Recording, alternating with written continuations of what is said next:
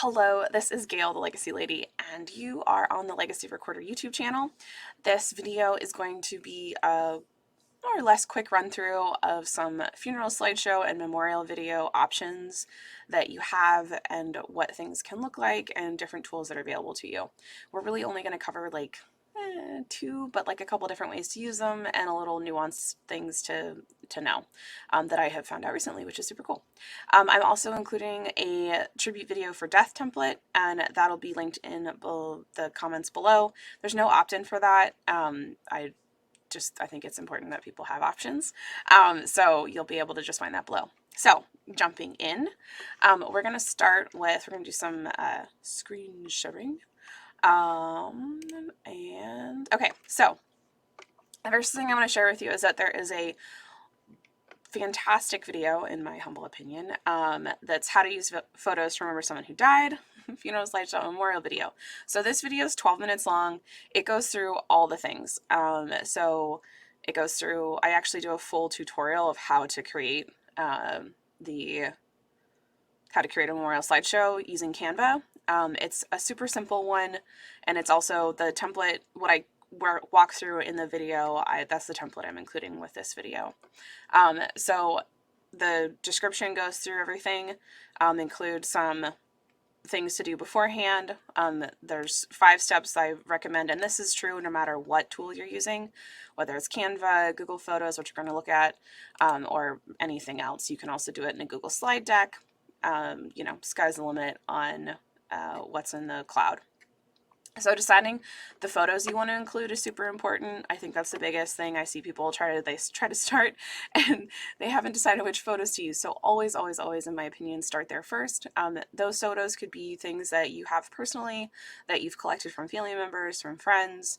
I will do another video on how to do that to a degree. But it's really important to know what you're going to include so that when you actually sit down to create the slideshow, it's more or less like just sit down and do it once process, and there isn't a lot of back and forth. Before you decide you're actually done, make sure you check with the family if there's anything you missed. Choose which order you're going to put them in, and then actually put your photos in order. That's super handy. You can do that by renaming the file with 1s, 2s, 3s, and things like that. And then determining how you will display it, whether you're going to do it on a TV screen, computer monitor, or Zoom screen share.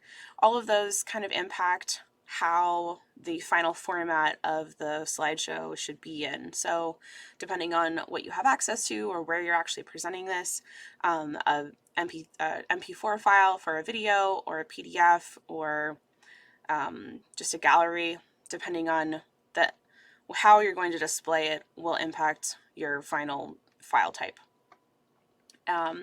or should inform how you choose to have your final file type. So you're not standing there in the middle of a bunch of people going, why isn't this working? And then always test if you have the opportunity to test it beforehand. So that talks about streamlining. Right now, the shortest path to complete a slideshow, it can be Canva. So if you don't have access to Canva, Google Slides, you can also do this in Google Slides super easily. Canva has a free version. And the YouTube video, this goes through how to do it.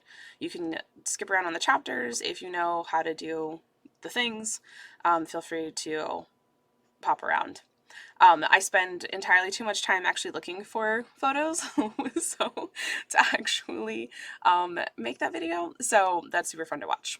So that is the first resource on putting these slideshows together and a little bit about it. The actual template is super simple. This particular template is set up with the timing involved, so you can see down here it says 5.0 seconds. This is actually in Canva, so the way the template works, you'll get it, there's a link in the description of the video, and you can just click on it, and if you aren't already signed up for Canva, it will prompt you to sign up for Canva, and then it'll actually import the template into your account, which is quite wonderful. And then you can make your own changes. It doesn't change my version at all, which is really wonderful. Canva just changed how they're doing templates.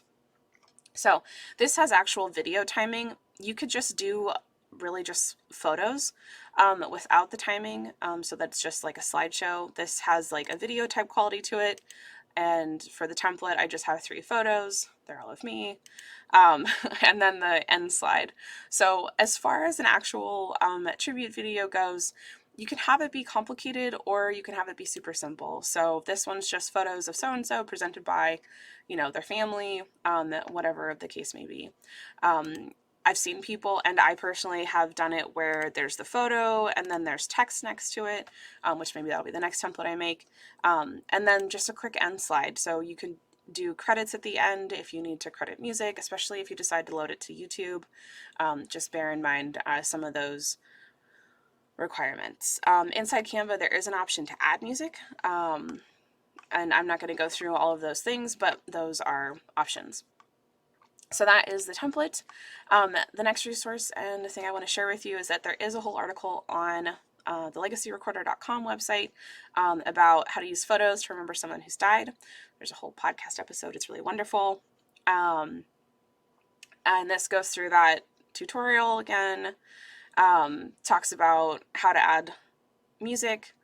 And I also talk about how you can share it with the family by doing it as an unlisted video on YouTube. That means it can get viewed together on Zoom and a lot of different ways depending on how you need to do that.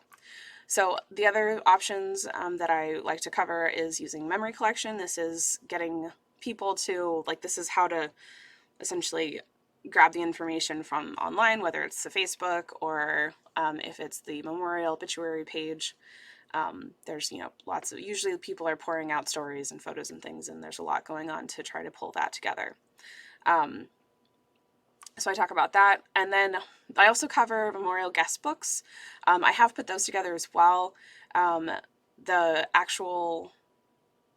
So creating a custom memorial guest book that has photos in it is a bit of a step. There are some new things coming out that could be a really cool way to integrate these. The tech that's just coming out is just amazing. So I just thought of something while I was recording this video, and I'm not going to cut it out, but I hope I'll remember what it was because I'm not going to say it online yet. The other option, of course, is to go analog and get prints and have those be part of the memorial service or funeral. Mixed Tiles is a great option for that. I'm not an affiliate for them. I probably should be. But that is 5 ways to use the photos. One thing I wanted to share is, in a simple way that I didn't include in that article, was the way Google has changed and updated their Photos app is really cool. So I've tested this a couple different ways. If you present, like if you run the, you can click share, not that, you can run it as a slideshow. If you run it as a slideshow, then the words won't show up. What I tested the other day was that if you share your screen with just the photos and like the album, whatever you've put in the description will actually show up, and then you can just click through. Now, I recognize that that's not as great. However, if you're in a bind and you're able to have people add photos to an album, to a shared album, which you can totally do inside Google, you could have everyone dump the photos in and then make sure they include like information. So this one doesn't have anything, but if you opened up the photo, I'm trying to remember where it is, information, you can actually type in this line here where it says I think it ends up saying description or something like that. Yeah, add description. So you can have them type in the story about the photo, and as long as you present it as the album and not as a slideshow, the information shows up on the left and the bottom, which is super cool. So that's a really easy shortcut way to do this without having Canva or any of the other things. Just know that it's a little more manual. So I wanted to share that because I was testing that out the other day and it was super cool.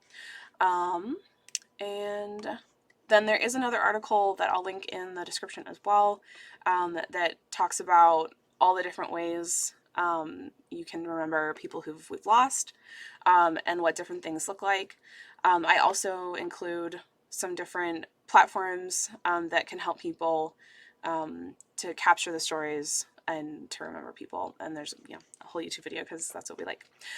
So that's really what I wanted to share with you today. I am very excited that you took the time to watch this video if you're still watching. I hope you find some use out of the resources I've shared, and that when you are making your funeral slideshow memorial video that you have collected your photos, you know what photos you're going to use, and you kind of have a plan. That is, from a project management standpoint, one of the best things you can do for yourself is having things sort of figured out first, which can be complicated when things are emotional. So if you find that you'd like support, or you just want someone to talk to while you're doing this, I would be happy to be that person for you. There is a link in the description to book time with me, and we can work through it together. So with that, I hope you have an incredibly wonderful day. If you haven't yet, there is a email list. There's lots of videos. You can search for death, grief, and storytelling. Those are 3 really great keywords to use on the website. You can do that up here with the little magnifying glass. Just type in whatever thing you're looking for. If you don't find what you're looking for, feel free to reach out and let me know. You can leave a comment on the video, however you want to do it. We're on almost all the social platforms.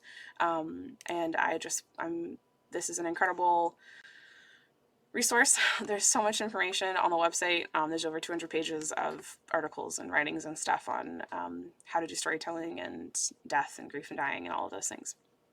So I swear this is the end. I hope you have an incredibly wonderful day. Don't forget to subscribe. If you'd like notifications, hit the bell thingy. And until I see you again, happy writing.